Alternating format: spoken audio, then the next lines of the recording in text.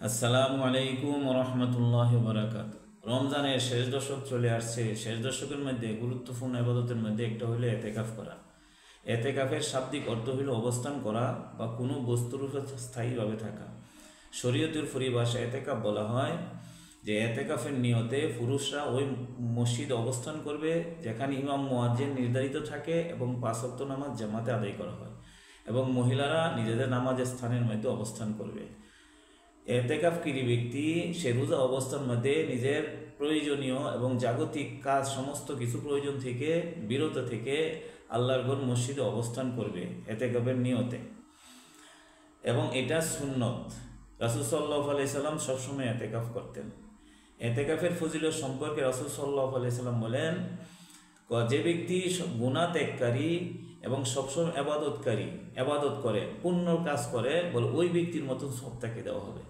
আরেক হাদিসের মধ্যে আছে যে রাসূল সাল্লাল্লাহু আলাইহি সাল্লাম বলেন, যে ব্যক্তি 10 দিন ইতিকাফ করবে তাকে 2টা হজ এবং 2টা উমরা সব দেওয়া হবে।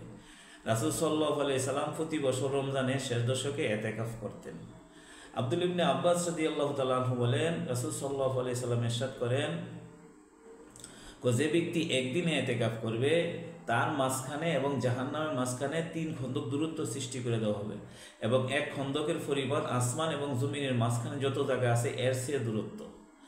আরেক হাদিসের মধ্যে আছে যে ইতিকাফকারী ব্যক্তি যদি অবসর সময়ের মধ্যে চুপও থাকে, ইবাদত-বন্দেগী নাও করে, তাহলে মসজিদে অবস্থান করার কারণে তাকে ইতিকাফকারী হিসাবে গণ্য করা হবে।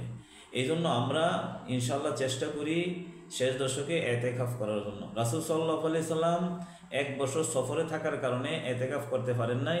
পরের বছর উনি 20 দিন ইতিকাফ করেন রমজানের মধ্যে। এই জন্য আমরা আমাদের যাদের আল্লাহ তাআলা সামর্থ্য দিচ্ছে ইতিকাফ করার মতো, তারা যেন আমরা ইতিকাফ করার জন্য চেষ্টা করি। আল্লাহ তাআলা আমাদেরকে তৌফিক দান করুন।